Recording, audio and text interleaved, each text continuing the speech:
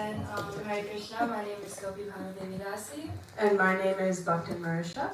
And I would say that when we started and when we got this topic, I was genuinely a lot surprised and really grateful because when we hear classes on the holy name, they're usually in connection to about japa or kirtan, but this class was very special because it just focused on Harinama itself. So I really appreciate it.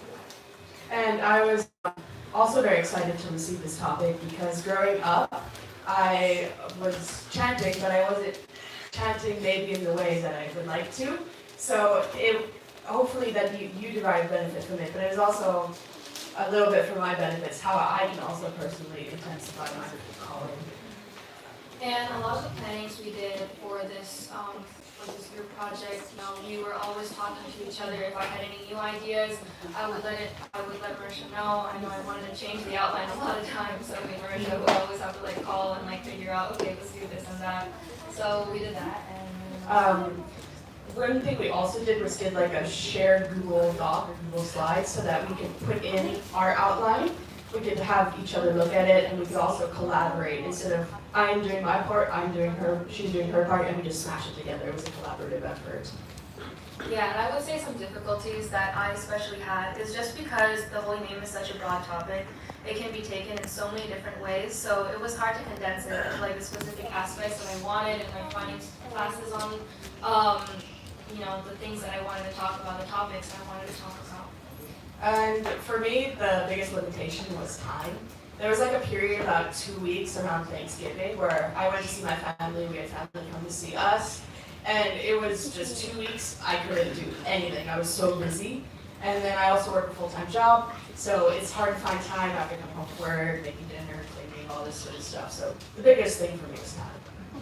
And I'm really grateful to Marissa because, during my when we were presenting and getting ready for everything together, I had a period of laziness where I wasn't really doing a lot of stuff, and Marissa would be like, "Hey, Gopi, so what did you get done so far?" And I'd be like, "Oh yeah, good question." So she really got me on my toes, and because of that, I was able to complete it. So thank you. I really appreciate you for that.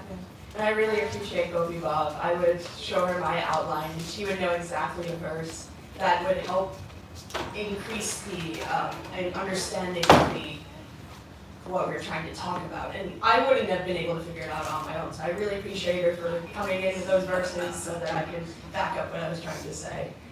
So we're going to be talking about Harinama. Intensify your calling. So we want to thank all the Vaishnavas who are present here and forgive us for any offenses we may commit knowingly or unknowingly. And we would also like to pray to Namacharya Srila Haridas Thakur is to pray please that we can convey the message of Mahaprabhu, which is to always be engaged in bhajan no matter where we are. So we're going to start with the invocation prayers. We can all do this together.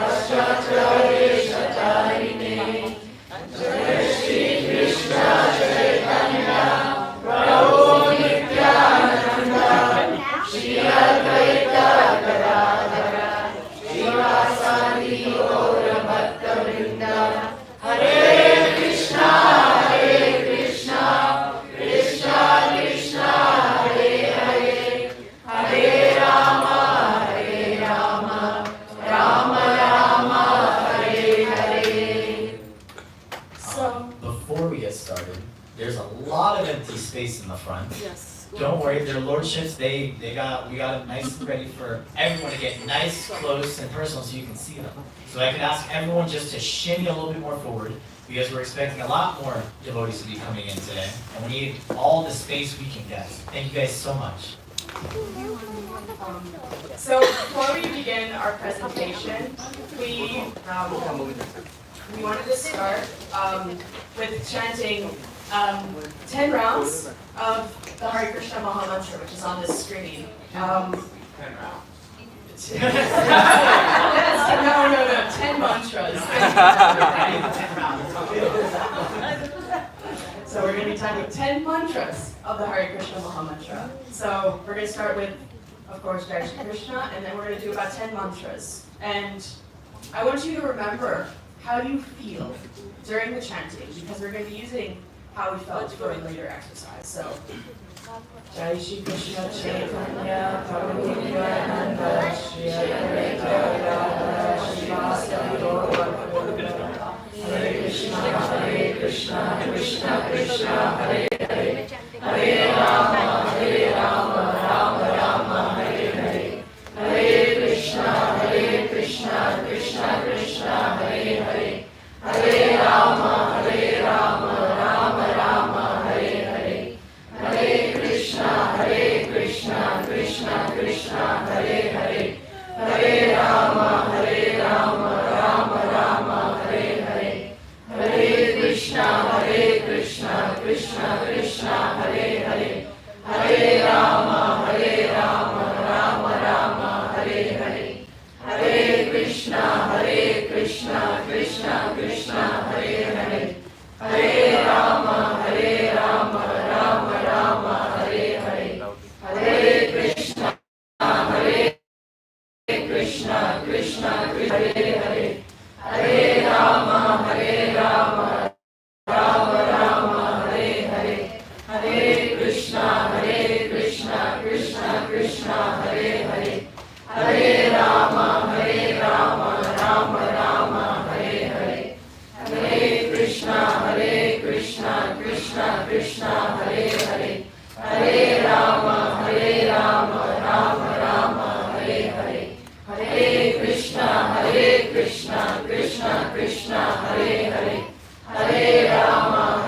Rama Rama Hare Hare Hare Krishna Krishna Krishna Hare Hare Hare Rama Rama Rama Hare Hare.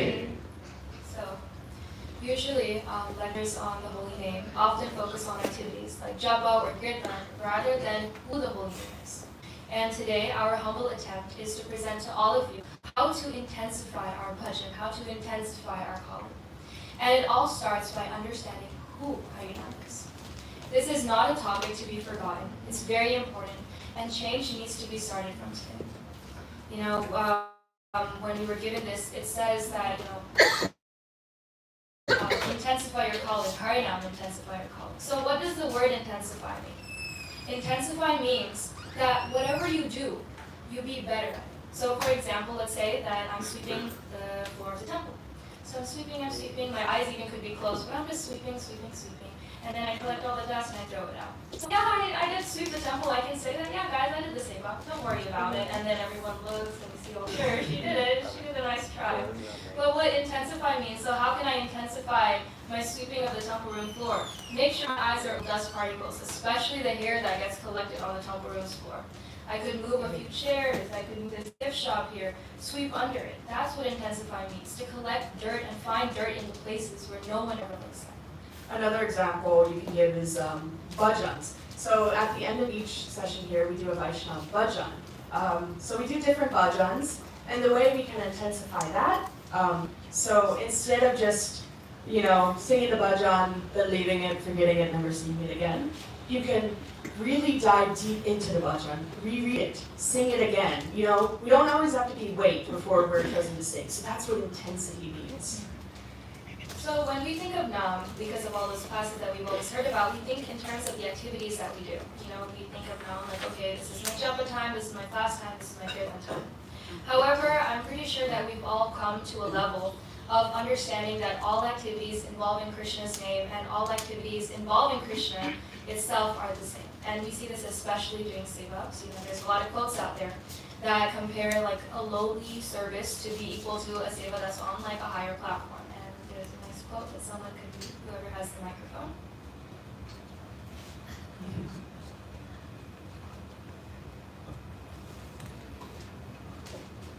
In the transcendental loving service of the Lord, it does not matter whether we are working, cooking, painting, writing, chanting, or whatever.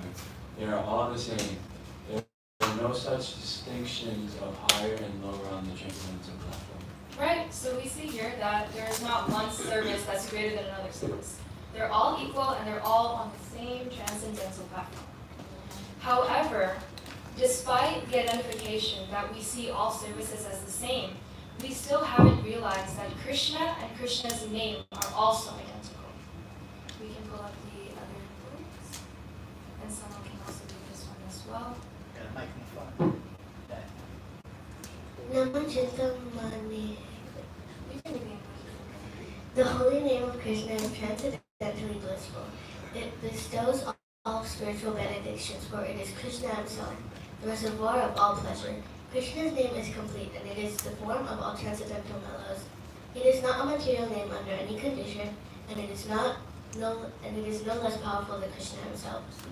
Since Krishna's name is not contaminated by the material qualities, there is no question of it being involved with Maya. Krishna's name is always liberated and spiritual. It is never conditioned by the laws of material nature.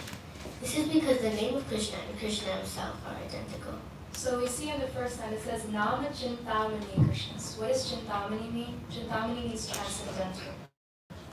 It's also touched on this. So the name of Krishna is very transcendental, which means that we cannot materialize, and that's actually a problem a lot of people have during now. We in the material world, when we're doing things like when we're sweeping or when we're washing the dishes, we see the dirt on the dishes, right? For example, like I wash my dish, and I go and put it on the rack to dry. So then I see like, oh wait, I didn't clean once. I didn't clean something. There's still a spot. So I bring it back, and then I go and I wash it again, and I'm like, okay, now it's clean. Put it back. So I can see the transition from it being dirty to clean. It's right in front of my eyes. Same thing with sweeping. Same thing with mopping. You can see the transition from dirty to clean in front of your eyes, and this gives us a sense of progress. The difficulty in chanting that many people face is the lack of visualization that we have, because we cannot see Nam Prabhu dancing on our tongue while we chant. Ayana Prabhu, he said that when someone is chanting, it is not that they're actually chanting, it is Nam Prabhu who is dancing on their tongue.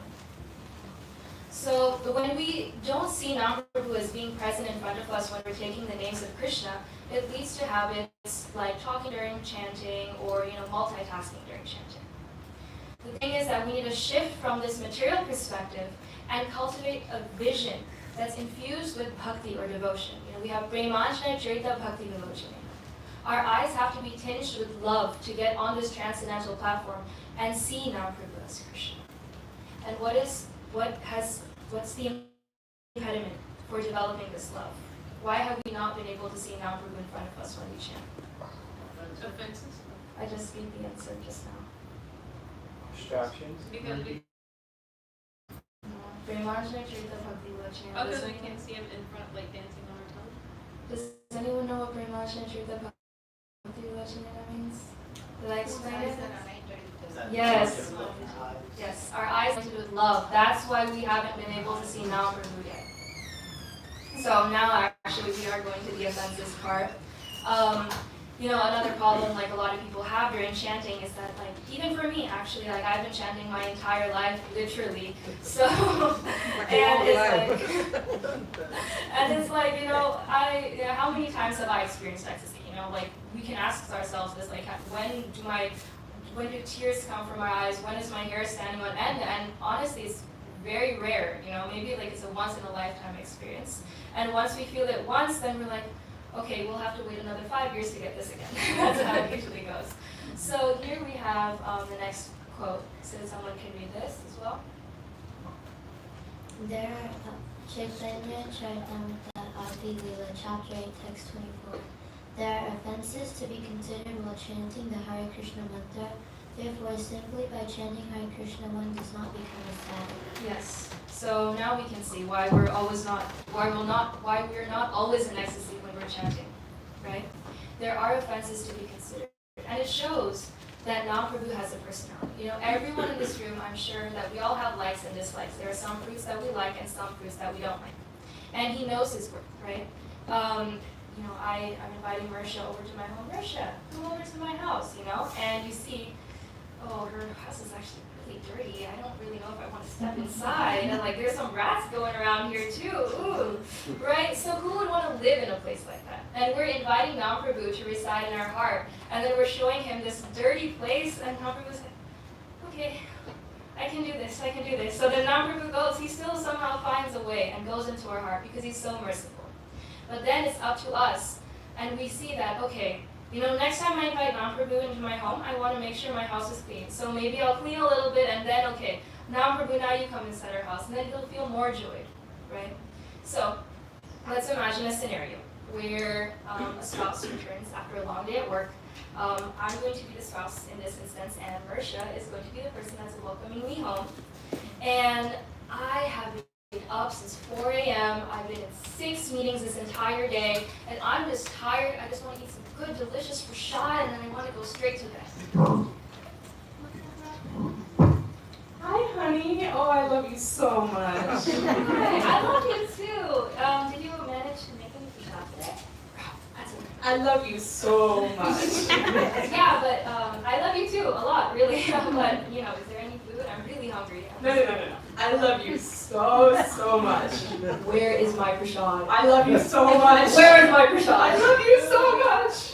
So we can see that similar to like showing love, we have to show our love through actions. We can't just tell Mahaprabhu, I love you so much, and then Hare Krishna, Hare Krishna. Oh, did you see this new movie? Like that, right? So we have to demonstrate our determination to chant. We have to go beyond words. We have to be greedy for Mahaprabhu to reside on our tongues. And in order to show Mahaprabhu that we want our heart to be his home, there are certain activities that we can do while chanting that shows our determination to Harinama. So we understand that quality chanting is important, but why do we need quality chanting? So being a conditioned soul, we're suffering from the cycle of birth, death, disease, old age, keeps going on. So Sri Chaitanya Mahaprabhu, he descended in this age of Kali to freely give the cure, which is the Hare Krishna Maha Mantra. And he gave it to everyone. He didn't say, oh, you do not have this quality. You cannot take the holy name. It's only for those qualified people. It's for everyone, right? So we can think of a scenario, right? We have a hospital.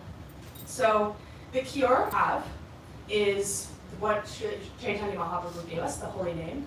The hospital is this society that Srila Prabhupada founded, the International Society for Krishna Consciousness. And Srila Prabhupada, he's like our doctor, right? So let's act out another scenario. So my back really hurts. Oh my gosh, my back. And it hurts really bad, so I have to go to the hospital. Doctor, my back, it really hurts. Oh, don't worry. I see this case all the time in older patients like you. Here you go. Here's a prescription. You just have to take the pill one time before eating breakfast and one time after eating dinner for 10 days straight. Okay, thanks, doctor. Oh, my back. So I get home. I look at the prescription. I'm like, I throw it out. I don't need to follow this doctor. You know, I'll just take it maybe once a day, maybe for a couple days. I'll skip a couple days here and there. I'll be cured, right? Will I be cured? No. No, my back will still hurt. So you won't be cured because you're not taking it the proper way. You're not taking it the way the doctor prescribed you. Similarly, if we chant the name, but we don't follow the proper prescribed way to chant, we won't derive the proper benefit. Another way we can think about it is, like when we chant japa, for example. Japa is our appointment time with Mahaprabhu. He and I, or he and you, are sitting together and chanting. So we should respect that time. We shouldn't take advantage of Mahaprabhu. For example, if Gopi, Bhava, and I are having a conversation. Hey Marissa, how's your weekend going? Oh, can you repeat that question? Yeah, I was just asking you how your weekend went. The weekday? Weekend. Oh, that doesn't matter. It's okay. Oh, I'm getting another call, sir. Hey, how are you? I'm sorry, I gotta go. I'm gonna Okay. go. That was a terrible conversation. Yeah, I did not feel very good during that. So, I wasn't paying attention right. I was on my phone. I wasn't really paying attention to what she was saying. And whenever I got a new call, I didn't even say goodbye, right? So, at that same way, we need to respect non-Prabhu. We should fully focus on the name when we are chanting. So if someone is in the middle of chanting japa or leading kirtan, we shouldn't interrupt them and try to have a conversation. Imagine if you and your friend, you're in a deep topical discussion, you're really going up there, you're talking about such nice topics, and somebody comes up to you, hey, how are you? How's the weather? It's gonna rain, right? How do you feel? Oh, it feels rude, right? You were having such a nice discussion and they just came up to you, right? So at that same time, we shouldn't interrupt people when they're with non-Prabhu. And if somebody comes up to you and they do have something important to say, put your japa aside. Put your chanting aside. Don't do both things at once. Then, once you're finished with that important conversation, you should go back. So, before we dive deeper into like the key practices we talked about for intensifying and calling, we have a few quick tips that I have found help me chant better japa. I will say tips may not work for you because everybody's different, but as long as you're following like the basic principles, you can experiment and find a formula that works for you. So, for example, get a full night's of rest so that when you get up in the morning, you're fully awake and you're ready. You're not saying, oh man, I wish I was in bed. I only got 2 hours of sleep last night. I don't want to do this. So. And another tip is get up early so that when you're chanting, your mind isn't as active. The morning time is extra special for chanting. Gorgo and Maharaj said in one of his lectures that the best time to chant is when everyone else is sleeping, because their consciousness infiltrates the atmosphere. So it's better to chant early in the morning, and your mind isn't working. It's like still drowsy and still waking up. So that's the best. Another tip: sit and chant in front of Tulsi or your deities, so that your eyes are focused on the Lord and not what is going on around you. For example, if you sit in a random park, you're gonna be like, Hare Krishna. Oh man, I like what that guy's wearing. Hare Krishna. Oh my God, it's a cute dog. Aww. You're not gonna be focused on your japa, right? So one good way to do this: come to the temple once a week. That's not Sunday, and sit down in front of Tulsi Devi or the deities. We have a beautiful Tulsi area, and the deities are open 6 a.m. to 6 p.m. So you're more likely to focus here at the temple than at home or somewhere else where there's so many distractions. And another tip is that, I personally find it that the best quality rounds, I do them all at once, and everyone has different variations of this, and I know Marissa. Yeah, just because of my schedule, and I find it also works better, I do my rounds in like bigger chunks, so I'll do 8 in the morning and then 8 at a later time. It just works better with my schedule, and so I'm not rushing to finish my rounds, for example. Yeah, and it really goes to show that japa isn't just a one-way street. There is no just, okay, this is the only right way to do japa, and anything else you do is all bogus, and it's not right. No, japa is whatever helps you get the most quality rounds in. That's what you need to do. And obviously that doesn't mean that, okay, I'm going to chant and go on my phone at the same time. That's not quality at all. So we also need to make sure that we're not doing anything like that as well. Before you begin chanting, pray to Krishna and Srila Prabhupada to help you complete your prescribed rounds properly. Because yes, we have to make the endeavor, but without the mercy of the Guru, we cannot accomplish anything. And lastly, something that's really nice, just phone a friend when you're doing your japa.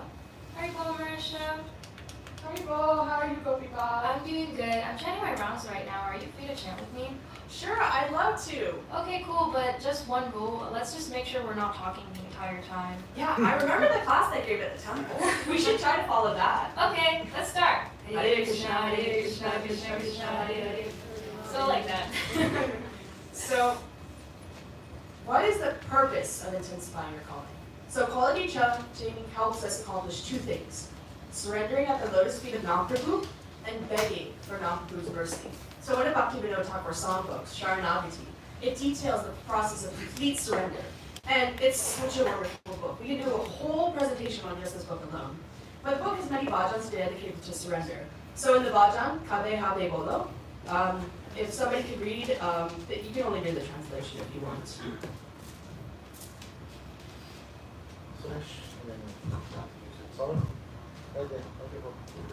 When I buy, borrow, or steal ecstasies of the holy name, when I allow myself in intoxication of the holy name, when I immerse myself in the nectar of the holy name, after grasping the feet of a saint who constantly relishes the flavors of devotion. And the last bhajan in the book describes the ecstasy one may feel when chanting the holy name. And although all of the verses are complete nectar, we're just going to quote one of them, which is one of my favorites. So if somebody could also read just the translation. The holy name is the blood of the power of divine love, the abode of devotion's wonderful mallows.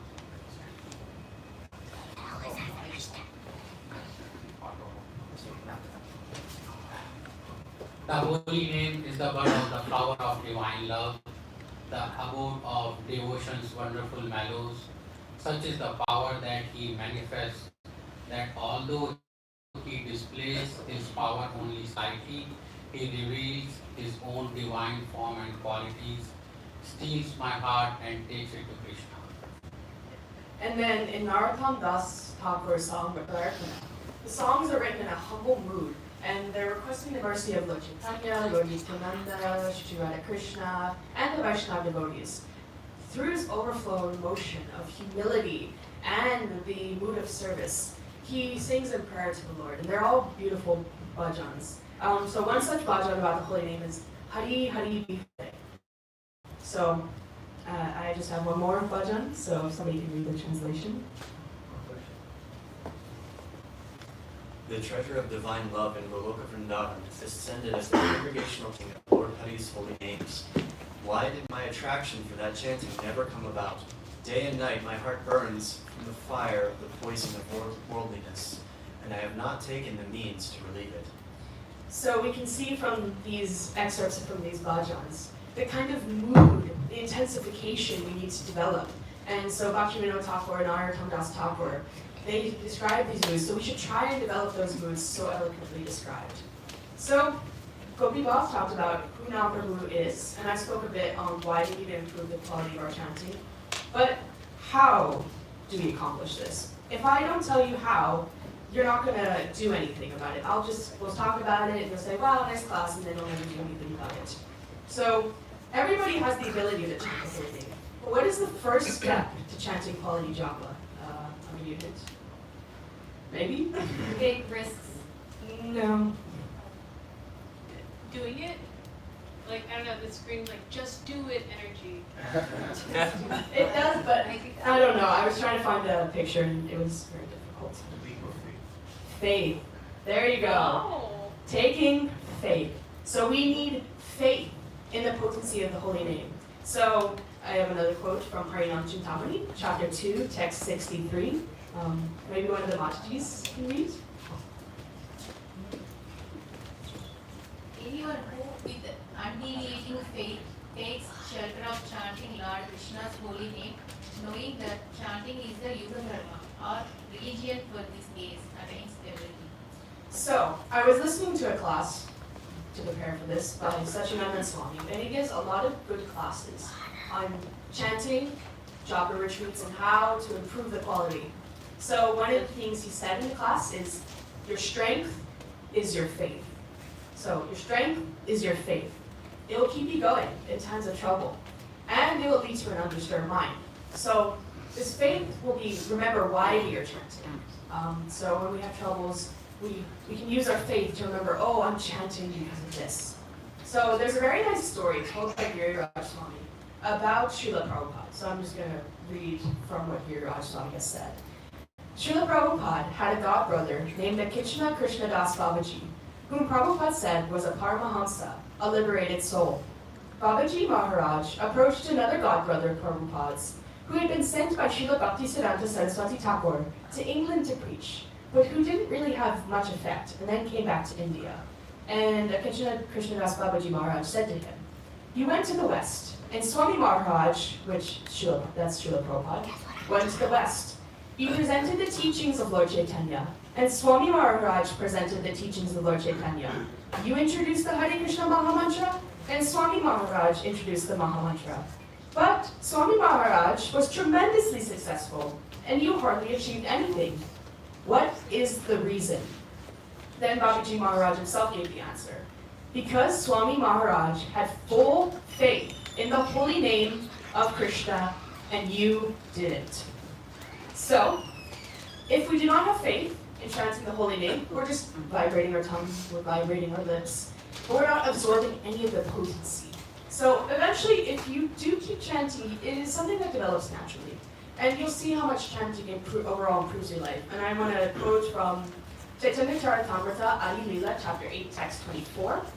So that was previously quoted, but in the purport, Srila Prabhupada covers different offenses, which of course is another class in and of itself. But this is the last one, and if somebody could also read this. You have it in your hand. I just read, Oh, so you read giving all. opportunity. If one has heard the glories of the transcendental holy name,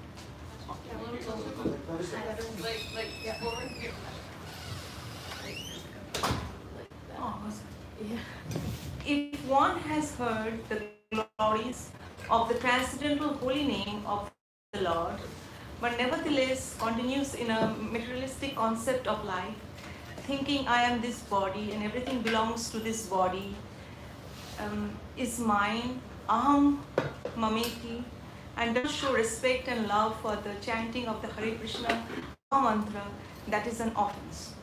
So we see the importance of faith.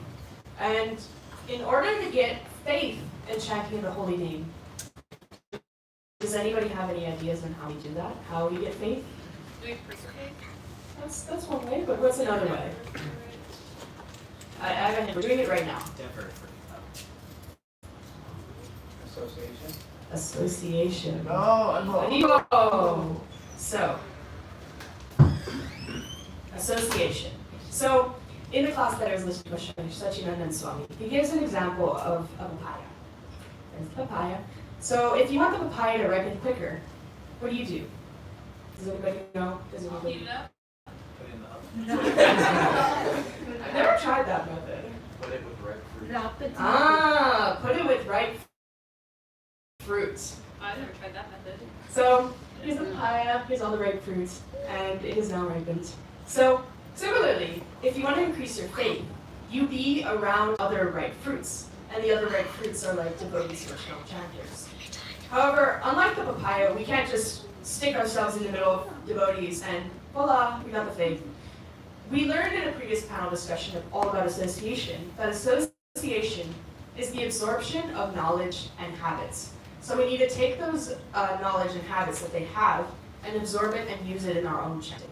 So Sachinandan Swami gives 3 P's: philosophy, people, and practice. So philosophy, through reading Srila Prabhupada's books, listening to lectures by him and other devotees who are more knowledgeable on the topic, we can learn the philosophy.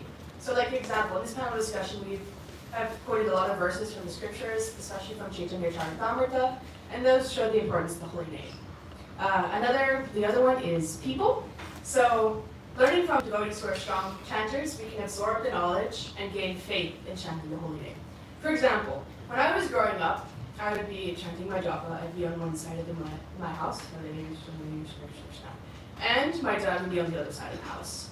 So if he heard me improper pronunciation, he would call all the way from across the house, "You're not chanting proper pronunciation. Make sure you say every word." I'd be like, "Okay, Hare Krishna, Hare Krishna." So every time now that I catch myself mumbling, and I actually remember that. I actually remember proper pronunciation. I remember my dad saying that.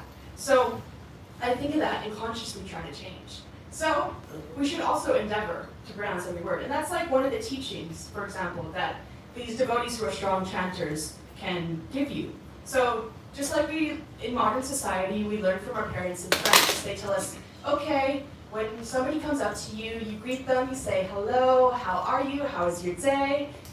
So we also need to follow the members of the spiritual society, like singing the songs of esteemed devotees like Bhaktivinoda Thakur, engaging in devotional service together, or doing what we're doing right now. This will help us improve our chanting. For example, let's go back to the hospital. If you're sick and want to be cured, you go to the hospital. But you don't walk up to the hospital and say, oh, all the sick people are here, I'm going to go over here, right? You're not going to be cured that way. So, no, we all are kind of sick. We all are in this cycle. We all need to be cured of our various diseases. You know, we're all in this together. So we have to go around, all of us, to be cured. So we all do this together. So here at Bhakti House Orlando, we have many people who can guide us with whatever you need, whether it's chanting together or talking through and seeing how we can improve it together. So, for example, I'm quoting verses from Chaitanya Charitamrita. And how have I learned these verses? We do readings every week. So Wednesday, 7 p.m., we do Chaitanya Charitamrita. And on Saturdays, 8 a.m., we read Bhagavad Gita. And they're all via Zoom. You don't even need to leave your house. So, for example, on Saturday, we did our Sima Saturday. It was a very wonderful reading. And I want to thank everybody who came. And I see many of you here today who came, and I really appreciate it. We all appreciate it. And you know, at Sima Saturday, it was where we come once a month for Mangal Arti, starting 6 a.m. And we have a nice morning program. But even if you cannot come at 6 a.m., come at 7, come at 8. We do japa around 7, 7:30, and we do our reading at 8. And that you can still get the association with devotees. And then, of course, practice. And that's kind of self-explanatory. By practice, you will improve naturally. So if you don't try chanting yourself, you're not going to get faith in the holy name. However, don't overextend yourself. Set a goal that you can achieve. So now that we know, once we develop faith in the holy name, we'll gradually develop that attraction. But we're not at that level yet, right? Before we do that, we need to be careful on how we chant. So there's this quote from Harinama Chintamani by Bhaktivinoda Thakur. If somebody can read this. Anybody? One should thus never be inattentive to complete one's prescribed number of daily rounds. This should be noted day by day. When chanting these prescribed rounds, one should avoid the different types of inattentiveness, giving up the desire to increase the number of rounds for show. One should attempt to first concentrate nicely on what one can manage. Therefore, the devotee starts by chanting with full concentration in a peaceful place for a short time. He will always be praying to the Lord that he will chant clear, attentive rounds with the mind fixed on Krishna. For one's own, one cannot accomplish anything. Alright, can someone else repeat the last line again? He will always be praying to the Lord that he will chant clear, attentive rounds with the mind fixed on Krishna. For on one's own, one cannot accomplish anything. For on one's own, one cannot accomplish anything. So this actually reminds me of a verse from Librahad Bhagavatamrita. Someone can read this as well. Alright. Only by the wonderful mercy of the Lord, who is a nectar ocean of beautiful pastimes, is the charming sweetness of chanting the holy name manifest. It does not appear by one's own effects. Oh, sorry, that's just the efforts. I apologize for that. Okay, it does not appear by one's own efforts. Sorry. So it shows that we need outside help, right? We have to take instruction from superior Vaishnavas who are already established in their Nam Bhajan and who already have a sambandha or relationship to Nam Prabhu. And of course, this doesn't just apply to initiating gurus. It applies to whoever is helping us in our Krishna conscious journey. We have to be grateful for them and show them, like, you know, you impacted my life a lot. And for me, I'm really grateful to my mom and dad. They've done a lot, and without them, I literally wouldn't be here and do what I'm doing today.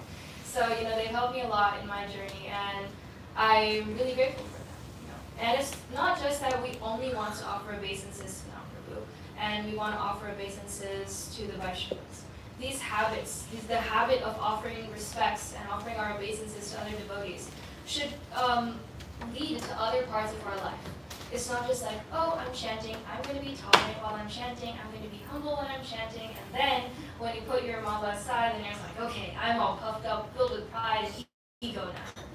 So we can have another verse on the screen, and someone can read this. If someone wants to read the Sanskrit, that would be nice as well. Anyone knows this verse? Prabhu, you can say it, Prabhu. Nice. Oh, so no, Prabhu, please. त्रिनादपि सुनीचेन तरोरपि सहिष्णुना अमानिना मानदेन कीर्तनीय सदा हरिः. One can chant the holy name of the Lord in a humble state of mind, thinking himself lower than the straw in the street, but should be more tolerant than the tree, devoid of all sense of false prestige and ready to offer all respect to others. In such a state of mind, one can chant the holy name of the Lord constantly. So this verse is showing all of us how to properly chant the holy name, right? And to chant the holy name of the Lord constantly, we always have to be in this state of mind. This state of mind where we're humble, where we're tolerant, where we're devoid of all sense of false prestige, and we're always ready to offer respects to everyone. This is the state of mind because we want to be engaged in chanting Krishna's names 24/7.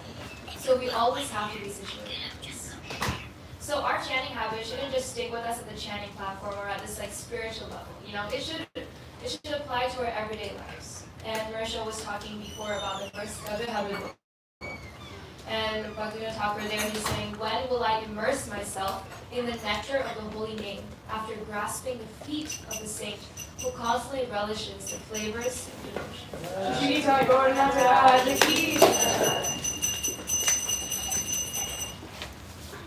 So we need to grasp the feet of the saint who is constantly chanting. And who is constantly chanting? Our Guru Varga, the Parampara. Namaprabhu himself descended from our disciplined succession. And Marissa was talking about faith. Many devotees face the problem of not having complete faith in the holy name. And why is this? Because they have not developed attachment. Because they have not yet developed attachment to our Guru. So we have to create this attachment to the lotus feet of such devotees. All the even not just the Guru Varga, it's also all the Vaishnavas around us. Just look around to the person on your left or to the person on your right. Now, have you helped them in their Krishna conscious journey, or have they helped you? We have to start creating relationships like this with Krishna in the center, with Krishna as the focus. And there's an amazing verse that someone can read as well. Now Mahaprabhu says himself. No, I give it to you, so you read it. You read it. Okay. This kind of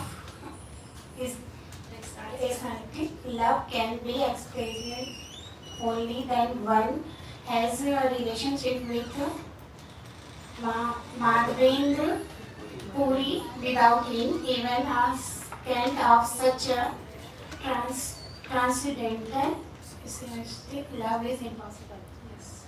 So does anyone, this is what Mahaprabhu is saying, this is his verse. So does anyone know who Madhavendra Puri is? Can someone raise their hand? Anyone? Was he in a relationship with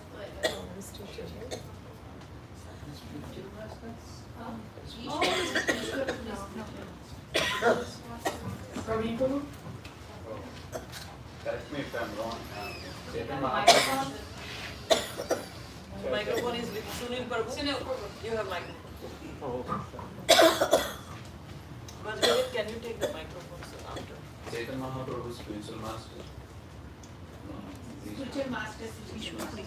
Yeah. Ishwar. So that's the question all of you have to answer. So that's the homework for from today's class.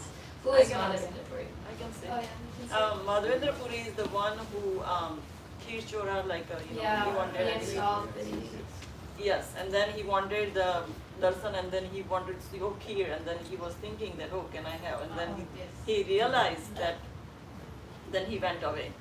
But then Krishna stole the Kheer for him. Yes. So he was actually the one who introduced the conception of this conjugal love, this madhurya bhav, that we are practicing every day. And this is the bhava that we all want to get to, madhurya. And we can see that Chaitanya Mahaprabhu himself is saying that this love can only be experienced if we have a relationship with Madhavinda Puri. We can't just know who he is. We have to have a sambandha or relationship. We have to be attached to Madhavinda Puri.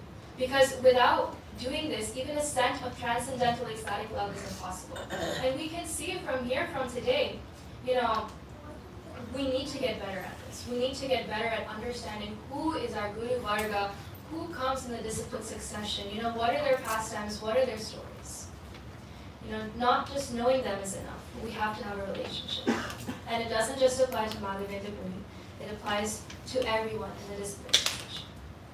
And one such person I would like to talk about from our Brahmara system is... No, okay, sorry. Okay, well, Namacharya Srila Haridas Thakur. Does anyone know who he is?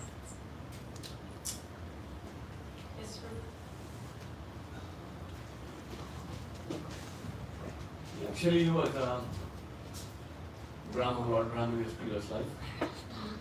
And then because Lord Brahma became puffed up and stole the cows and and then after he realized his mistake, he prayed, when I come back in my next life, I must take a low birth. So in this part here, his past time, he was born in a Muslim family. And he was chanting the holy name all over the place, and the Muslim Qazi magistrate sentenced him to be whipped. They tried force to get him to stop this chanting of the holy name, stop following this non-Muslim way of praying and so forth. But he refused. Then you cut me in pieces, I would still chant the holy name. And So he we was can sentenced see- to chant to be whipped in 22 marketplaces. Yeah, so we can see how much faith he had on the holy name to allow that even like these physical things that he was enduring never stopped. And his name is Nam Acharya. So Acharya means teacher, and Haridas Thakur is the one who taught us how to chant the holy name. So there's this one nice story. So once Haridas Thakur's landlord, he was getting very envious of the amount of attention and respect that Haridas Thakur was getting. So he devised a plan. He got a prostitute named Lakshagita, and he told her, "You go and contaminate Haridas Thakur's consciousness. I want people to stop offering respects in obeisance." So she said, she said, yes, I'll do it. And she went to the entrance of his bhajan kutir. She sat there and patiently waited for him to notice her. And then once Haridas Thakur noticed her, he told her, "Just wait a little bit. After I finish my rounds, I'll get back to you." And Haridas Thakur chants 300,000 names of the Lord a day. It's a lot of names. But in this specific instance, he had actually increased his bhajan and increased the number of his goal of chanting to 10 million names of the Lord in a month. So when she reached, it was actually like the final day. So he was like, okay, well, I have to complete my vow no matter what. So and then he just kept on chanting for the entire night again and again and again. And just by listening to him, Lakshagita just started saying, "Hari, Hari," and she immediately started chanting as well. So this is the effect of a pure devotee. They encourage others to chant the holy names of Krishna. Namacharya Haridas Thakur never really got back to her. So she instead became an amazing devotee, So from this example, we can see that Haridas Thakur's consistency of chanting, of finishing his prescribed number of rounds, his vow that he took, was his example of intensity. He had a number of rounds to finish, and he wouldn't let anything come in his way. Therefore, she became Haridasi because of the faith that Haridas Thakur had in Mahaprabhu. Of course, we all cannot become, maybe a few of us, we cannot become Haridas Thakur. But these practical tips, like his consistency in chanting now, we can take these home with us. And start chanting, okay, you know what, I'm going to start chanting the fixed number of rounds at a certain time in a certain place too. Maybe you have a nice place at home that you'd like to sit down and chant because it helps you remember Krishna and helps you be more calm. So, to achieve Krishna Prema, which is the sum and bonum of our life, we have to get kripa or mercy from acharyas like him, or even just Vaishnavas that are surrounding us.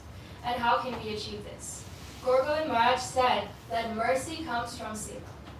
we have to put ourselves out there. We shouldn't just wait, okay, whenever someone asks me to sing a bhajan, then I'll sing the bhajan. No. Ask, maybe, prepare the bhajan on your own, so that when the time comes, when someone asks you, hey, would you like to sing the bhajan this Sunday? You're like, oh yeah, I already have one prepared, no problem at all.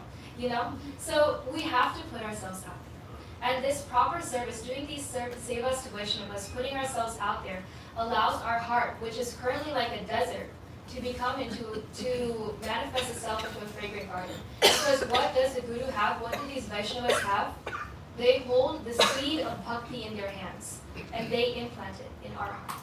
So until this attachment to devotees or to our Guru Varga doesn't develop, we can always chant the holy name, but the holy name will not manifest himself to you. I'll say that again. You can chant the holy name, but the holy name will not manifest. Srila Prabhupada wanted us to be teachers, but we can only give something that we possess ourselves, right?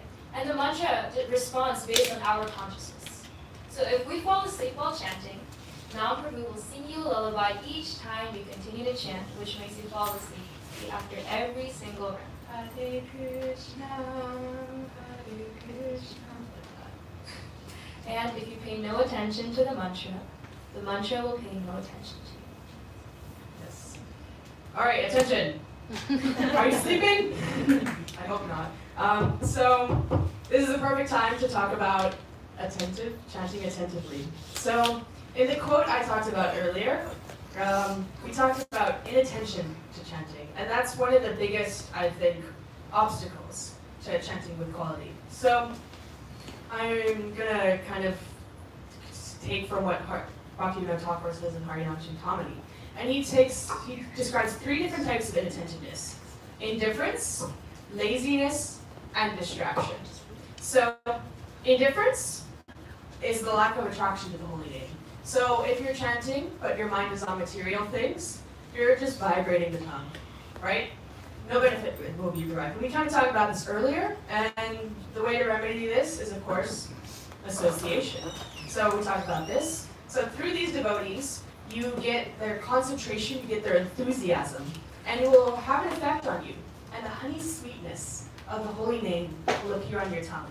So if for some reason you cannot be around devotees, you can't be here every day, Bhaktivinoda Thakur also recommends to go to a place with as few external distractions as possible. This will also help you. Laziness is defined by Bhaktivinoda Thakur as chanting with a dull mind, pausing in the middle of the round to do something else, or interrupting japa to take rest. So Bhaktivinoda Thakur says the remedy for this type of inattentiveness is to associate with people who do not talk about anything but the holy name. So from them you'll get the mercy and enthusiasm to chant the holy name. And then the third one is distraction. So he says distraction is caused by absorption and attachment to material things like wealth, position, success, right? So your tongue will be chanting, but your mind will be on the money you're gonna get, what I'm gonna get when I get the money, So the remedy is to make a concentrated effort to drive out these attacks from the mind. And he says the way to do this is through the rules and regulations. And he gives practical examples. One practical example, Ekadasi. Those of you who don't know, Ekadasi is every couple of weeks about, depending on the lunar calendar, we fast from grains and beans, such as rice and grain. And when we do this, the purpose is not so we just don't eat these foods. It's so that we can spend more time absorbed in thoughts of Krishna. Some people, they'll chant extra, they'll read extra. So whatever you may do, Srila Bhaktivinoda Thakur says, try to enthusiastically endeavor, and then you will rekindle the drying sparks of spiritual taste. Another way to do this, sincerely pray to the Lord to help you overcome the distractions. So everything is possible if the mind is focused on Krishna. So in these 3 types of distraction, there was one word that was said in all 3 of them. What is the common thing you'll get with all these remedies, with all these types of inattention?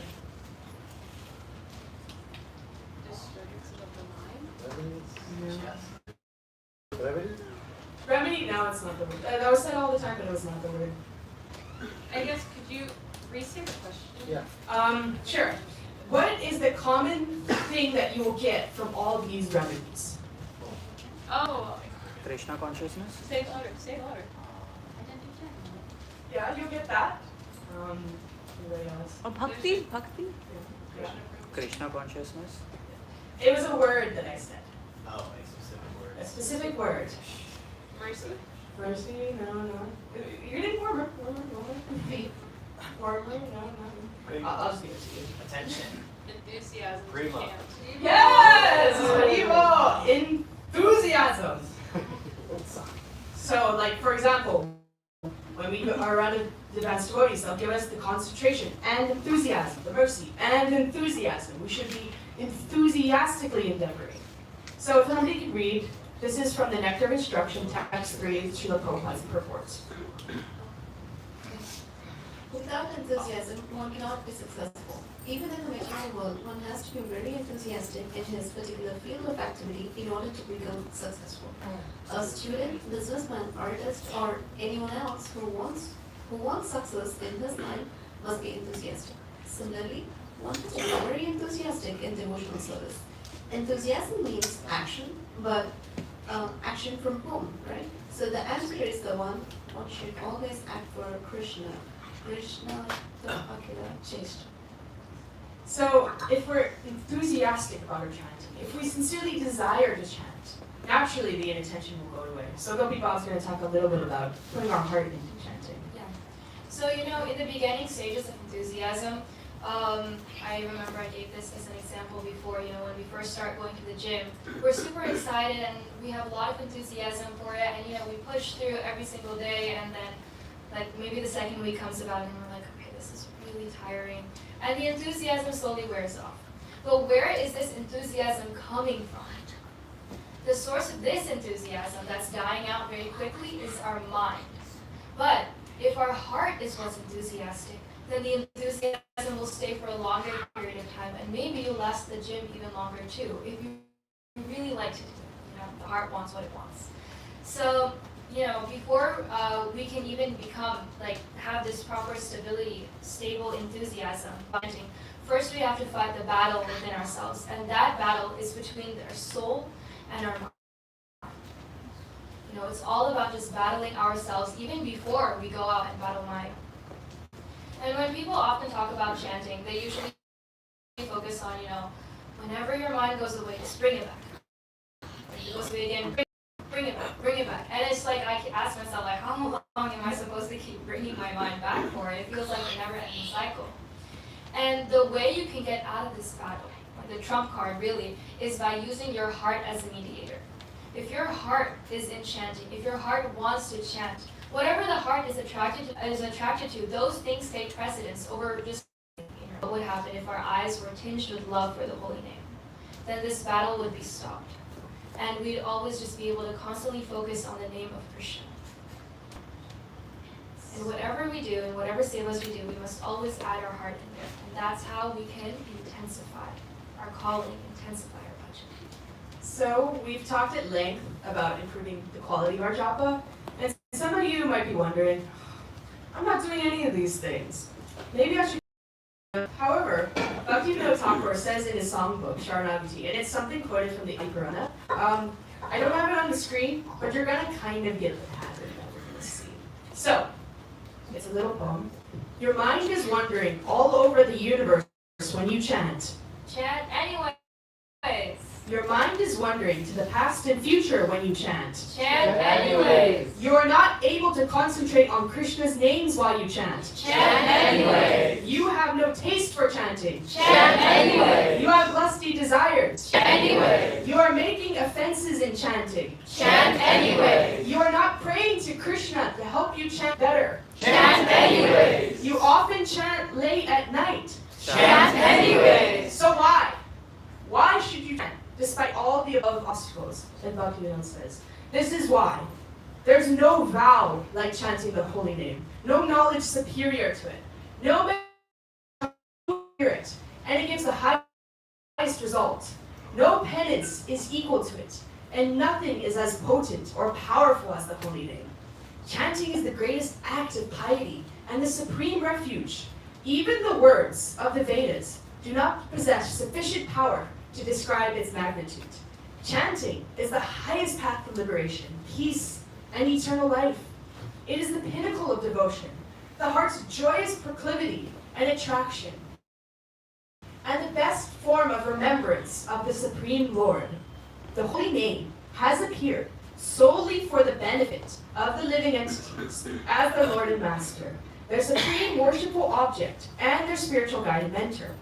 Whoever continuously chants Lord Krishna's holy name, even in his sleep, can easily realize that the name is a direct manifestation of Krishna himself, in spite of the influences of Kali Yuga. So that's the very nice poem by Bhaktivinoda Thakur.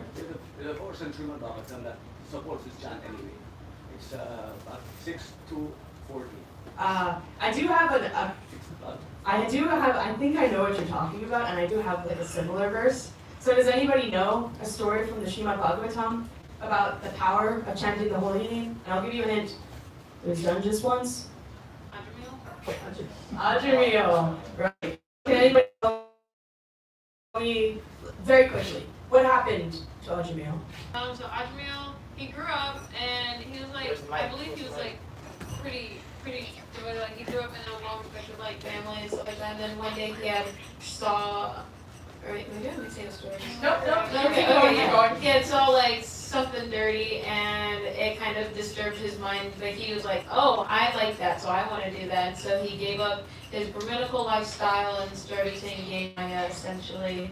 And yeah, and then he had a son. His son was named Narayana, and he didn't engage in any devotional activities. So he was like on his deathbed, and so the Yamadutas, people engaged in Maya, he comes, the Yamadutas come, take them. So they were going to come and take him, but he started calling out to his son, Narayana, Narayana. And then the Vishnudutas came just because he chanted that holy name, that name of Krishna. Yes. So I don't have that exact verse you're talking about, but I do have one from Canto 6, chapter 3, text 24. It will come up on the screen. There we go. Anybody want to read this one? Therefore, it should be understood that one is easily relieved from all sinful reaction by chanting the holy name of the Lord in chantities. This is the only process recommended for relief from sinful reactions. Even if one chants the holy name of the Lord with improper pronunciation, he will achieve relief from material bondage if he chants without offenses. Ajamila, for example, was extremely sinful, but while dying, he merely chanted the holy name. And Alto, calling his son, he achieved complete liberation because he remembered the name of Narayana. Yeah, so we can see from the story of Ajamil, he chanted just once, and by chanting, he was able to be saved. And I'm just going to give a couple more quotes to show this point. So, Chaitanya Charitamrita, Madhya Lila, chapter 25, verse 199. In the purport, this is what Srila Prabhupada says. If anybody wants to read this one. According to Sri Chaitanya Mahaprabhu's instructions, one should not wait to purify himself before chanting the Hare Krishna Maha Mantra. Whatever our condition may be, we should begin chanting immediately. By the power of the Hare Krishna Mantra, we will gradually be relieved from all material contamination and will get shelter at the lotus feet of Krishna, the ultimate goal of life. And then one last quote from a letter to Sudhindra Kishore Roy for June 10, 1975. But even if there may be some problems, always try to remain in Krishna consciousness. Do not give up chanting the Hare Krishna mantra simply due to some external difficulties. Under all circumstances, you should always chant Hare Krishna, Krishna Krishna, Hare Hare, Hare Rama, Rama Rama, Hare Hare. This will protect you from all danger of being influenced by Maya or the material energy.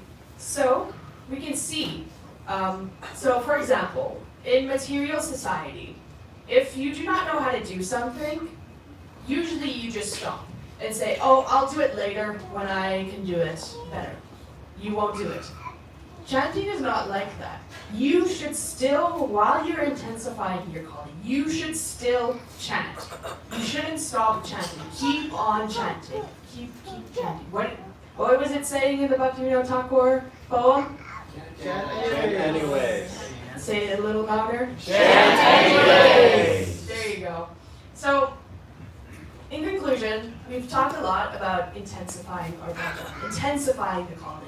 So hopefully many of you are inspired, but before you go out and I'm going to do this, make sure you're doing whatever you're going to do at a steady pace. We don't want you to start chanting 16 rounds starting tomorrow. That's not what we want. We should first focus on intensifying the service we are already doing. And then, once we've intensified that, then we add. So, one example, the temple after the pandemic, it opened up. It didn't immediately start going gung-ho and doing everything. You know, we made sure to build up to it. And now, for example, we do our monthly Harinamas at Lake Viola. So we've been doing that for some times, and we have not missed a month. So we should first focus on what we're doing first, intensify that, and then add some. And it'll take time. It's not going to be something you wake up, I'm ready. When you apply the principles we've talked about, over time, you will notice that you will wake up excited to chant and have the association with non-Prabhu. So now, I think order. Okay. So we want to end it off with a chanting session. So let's first start off. You know, I'm not sure how many of you guys know like the famous "sit properly" japa tape of Srila Prabhupada's. Anybody? Back up straight, look in your nose, like not like your eyes like kind of squinted at your nose. So in one basically japa session, a bunch of devotees were all chanting japa together, and Srila Prabhupada was also chanting. Or should you chant? There's many people, all of you guys are chanting, right? Srila Prabhupada just says, sit properly. And then everyone just like stops and then starts chanting again, getting the right posture. So we see even Srila Prabhupada was putting the emphasis on sitting properly. In Nuka-Loka, I was in the Tulsi garden, and it was so random because it was like a long tape of Srila Prabhupada just chanting, and then randomly he said, sit properly. I was not sitting properly. And I heard that. Yes, so this is So I have context to the actual recording. The recording was of Srila Prabhupada when he was in Europe in Hamburg. And I visited the bench where they were recording it, and I could see why he said sit properly. Because if you've ever been to a public park, you know, they're not straight, rigid school chair benches. They have like a little slope where you can sit and lean back a little bit. So I sat down in the bench and realized, oh, this is why he said sit properly. So there is context too. It's like, where, like, if you're in a park, even still, like, not everything is meant for you to be completely focused, because the devotees were basically just getting so relaxed on that bench that he had to yell to sit properly. Yeah, so we can start off by doing a few exercises. I know we got to get ready for Gora Arati, so this will stretch our bodies. We've been sitting for some time now. So first, let's start off with some shoulder rolls. And when we're ready, we breathe in with our nose, and then when we go down, we'll exhale through our mouth. So let's do this 3 times.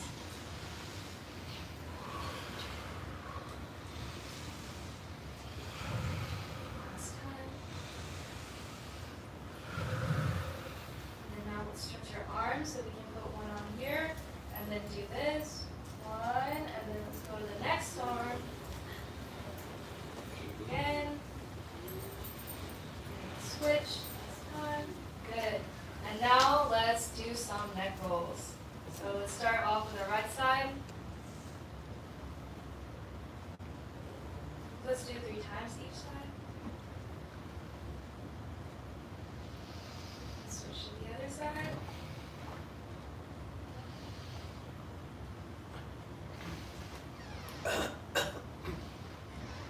So now that we've gotten our body involved, I hope everyone is sitting properly right now. We've got our body involved in chanting japa. You know, we're a little bit more relaxed. Next, we want to involve our mind. And an amazing thing that Marissa found from Bhaktivinoda Thakur, it was already quoted before, but let's read it again and really pay attention to what is being said. Someone can read the translation again?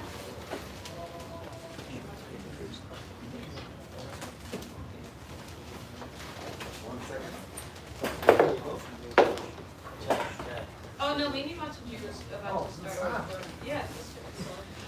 When will I buy, borrow, or steal the ecstasies of the holy name? When will I lose myself in the intoxication of the holy name?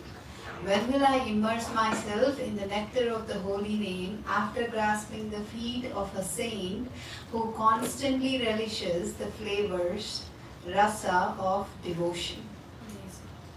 So we really need to concentrate on this and think about this while we're chanting our rounds. When will this day come? So lastly, I want to add all of our souls in the process, our body, mind, and soul. And it's kind of called like a japa Affirmation. Yeah, affirmation. And so I'll say a few words and then you guys repeat. And I really hope that you guys take this into your heart and then meditate on this while we're chanting. So before this, could we get some beads passed around by someone? That would be nice. We'll just do a quarter and then end our session from there. That's okay. So while it's being passed around, so I'll say a few words and then you guys can repeat after me. I have complete faith. I have complete faith. Which means Full love and trust. love and trust. That the name of Krishna That the name of Krishna is my only protector. is my only protector. I am his. I am his. I want my heart I want my heart to be the home to be the home of Nam Prabhu. of Nam Prabhu. My duty My duty is to serve Krishna's name is to serve Krishna's name by chanting pure love. with pure love.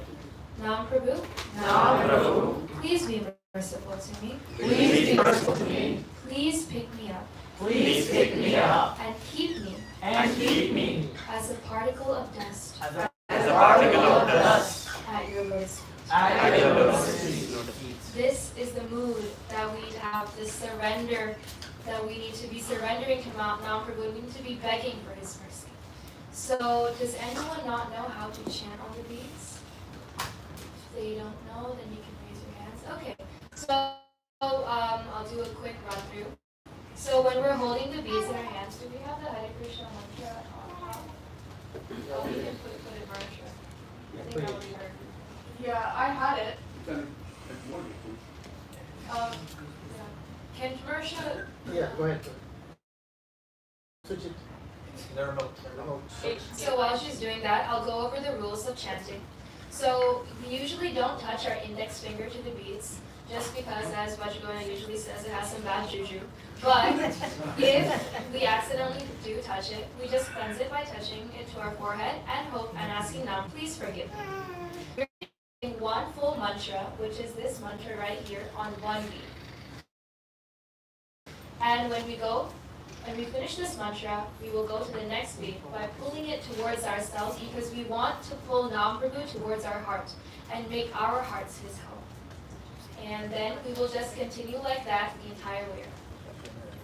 So while chanting, we'll start with the Jai Shri Krishna Pranam mantra, and then we will all actually be chanting with Srila Prabhupada. I'll be playing a recording of his chanting, and we will chant in according. Now, how long is it? Oh, just for this one. Alright, let's start with the Jai Shri Krishna. Jai Shri Krishna Chaitanya Prabhu Nityananda Shri Advaita Gadadhara Srivasadi Gaura Bhaktavinda.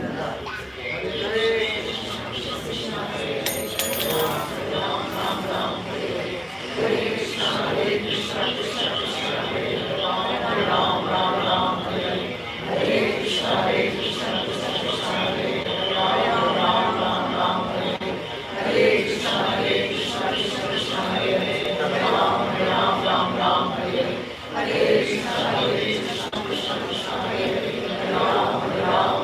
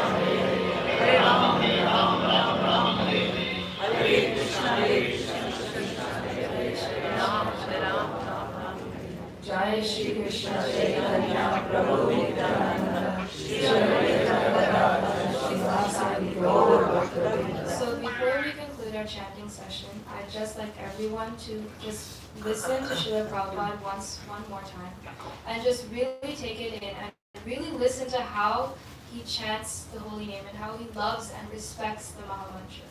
This entire movement got started because Srila Prabhupada sat under that tree in Tompkins Square Park, and he was chanting Hare Krishna.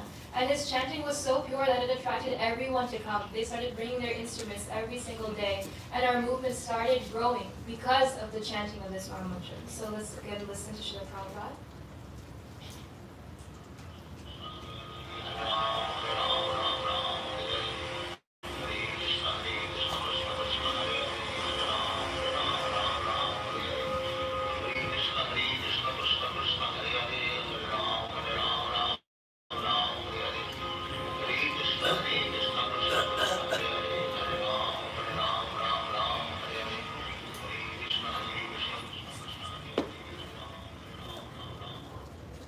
It's that we always have Srila Prabhupada's chanting going around. I know especially at the temple it's always playing, and I know in some people's homes the mantra is always playing in their homes. But how many times do we just stop and listen to Srila Prabhupada chant? We have to hear how much love he has for this mantra. So, conclude now? Yeah. So the New Year's coming up. Hopefully you can take some of the stuff we talked about and bring it with you into the new year. Hare Krishna. Hare Krishna. Thank you very much. And if anyone has... Lovely.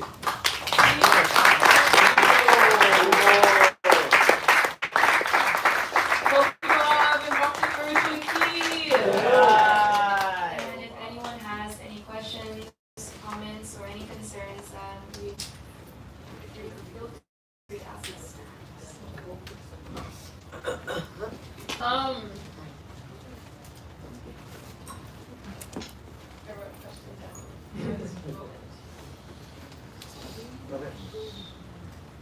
I guess just examples of, like, in order to get this mercy, we must, like, endeavor for it. We must show that we want it through services.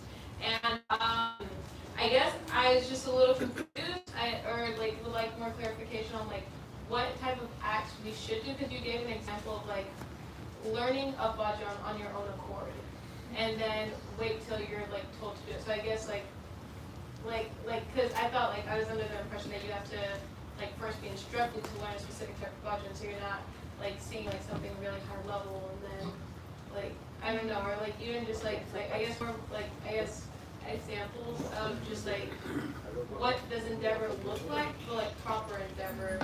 So what I would say overstepping boundaries. So what I would say to that is that, about the bhajan thing, it's more like, just because I finished doing my bhajan for Sunday, it doesn't mean that, okay, well, now until someone asks me, I'm never going to, like, learn another bhajan.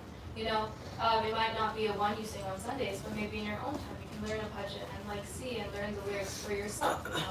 So, what I kind of meant by having this mercy of Vaishnavas is that you need to be ready in whatever instance. If someone asks you to do something, of course it has to be bona fide.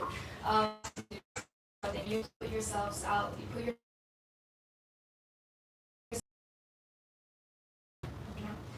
That's what real, and especially when we want to get the mercy of the Vaishnavas, we have to show them, ask them, whatever you want, I'm here for you. Like, if you need some money to help cover the cost of this project, I'm here and I'm able to give it. So you can tell them, this is what I'm capable of, and then that way they can engage you accordingly. So are you supposed to express your capabilities and, like, receive instruction according to that? Yes, I would say that. Yes. Okay. And then wait for further. Yeah, in regards to the bhajan and all the things that Can you get a microphone? The microphone. Yeah, in regards to specifically bhajan, and similarly the class talks you do, someone guides you or tells you what to do. So what we can do is that, hey, I like this bhajan, oh, I want to try out this bhajan, how about this? Yeah, that's why we can discuss this also. I think the way she's meaning is that, okay, I've done my job, let go. No. Then, okay, I did this one, great. How about this one? Can I try this one? Or no, not now, maybe later on, or we'll talk about it. Oh, this, yeah, go ahead, good one. But that kind of initiative, that's not comical for me, rather, for everybody. The initiative should be like this, yeah. Yes, I help you once, like, we try to have cooking help once a month, everyone, especially Aarti, once a month, everyone, once a month, everyone, different terms, right? So this way, doesn't mean that your Martin was done, now Martin will come after 4 weeks, relax. No, I mean, if you are around, you could say, offer her. Like today I was so happy. Motherji went, this situation,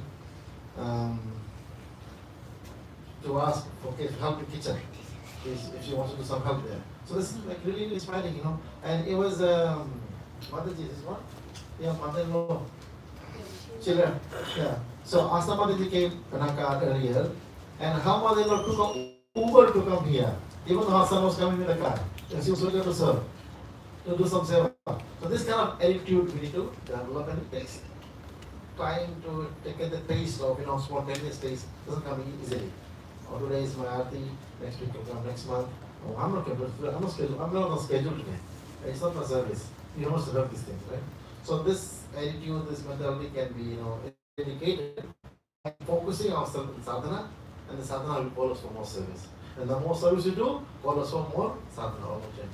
I guess, okay, before, like specifically, there, like, if somebody says, oh, I want to, like, I guess, want to do like a specific service, I have an inclination, oh, I want to try this, and like, they're told, okay, you shouldn't discriminate between services, like, that's, so like, I guess initiative versus like overstepping instruction boundary, that's like what my question is. Yeah, initiative is good. So initiative just means, how can I help? Yeah. It doesn't say, oh, I want to do this service, I want to do that service, or just spontaneously learning something. It's, I want to help, how can I help? Yes. Okay. Yeah. What do we say here? How can I help you?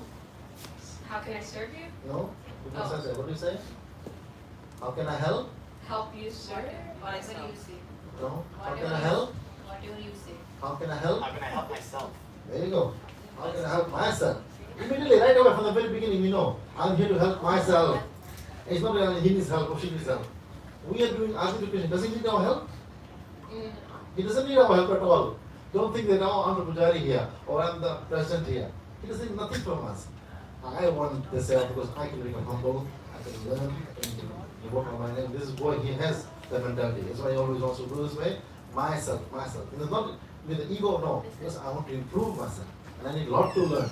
It's with this mentality, if you have, then it's good way to progress. Nice.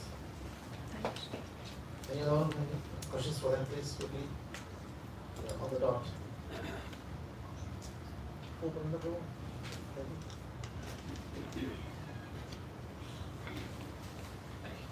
Not a question as such, but I really like that song that which says that regardless of the situation, condition, chant anyway. And it reminds me of Shikshastakam, second verse, which says there is no hard and fast rules in chanting. Anyone, regardless of the class, the condition, no hard and fast rules. And there's a bhajan too. Madhuram Madhuri. The holy names of Sri Hari say everything. So, and then also we start with faith. Means faith is important. And knowledge also is good books. Knowledge strengthens faith. So we find so many verses in the scripture that talks about the potency of the holy name and so forth. And even this one statement that the holy names is a means and a goal. It might sound, possibly what do we really mean? I mean, the holy names are means and goal. The goal is Krishna brain. And to get to Krishna brain, if we chant without offenses, we get to Krishna brain. So that's why the name, the holy name, is the means and the goal. So, questions. So, we first talked about who is the holy name, who is Mahaprabhu. Then we talked about why we need the chant quality. Then we talked about faith and association. Then we talked about Guru Seva and Brahmacharya Srila Haridas Thakur. We talked about how to chant attentively. We also talked about the battle between the soul and the mind. And then we talked about chanting anyways. And we ended with a beautiful chanting session. So I hope you take all these points with you and I'll just share one point here about intensifying the holy name. When Srila Prabhupada met his Guru Maharaj for the very first time, what did his Guru Maharaj say? You look like an educated person. You should go and preach Krishna consciousness or bring Krishna consciousness to the West. Where did Srila Prabhupada go? He booked a ticket right away? No. After a very, very long time. And the last record that we all know, when his disciple went to a temple of Advaitacharya, is your Guru. He's our Guru. He used to come here every day and weep, particularly weep and cry. How am I going to do this? How is possible for me to take this Krishna consciousness to a new place? That is the call. That's the part which I'm going to interpret in my words. Intensifying his calling, focusing, praying, begging, preparing himself. It was like Marissa put a great example of we didn't start Harinama right away after COVID opened, right? We practically trained everyone, got the taste for the holy name, and then we started after 2 years almost, and now it's going on solidly, and also now we had a Seva Sunday, it's all going greatly now. But this is about intensifying or intensification, if it's a word like that, should mean that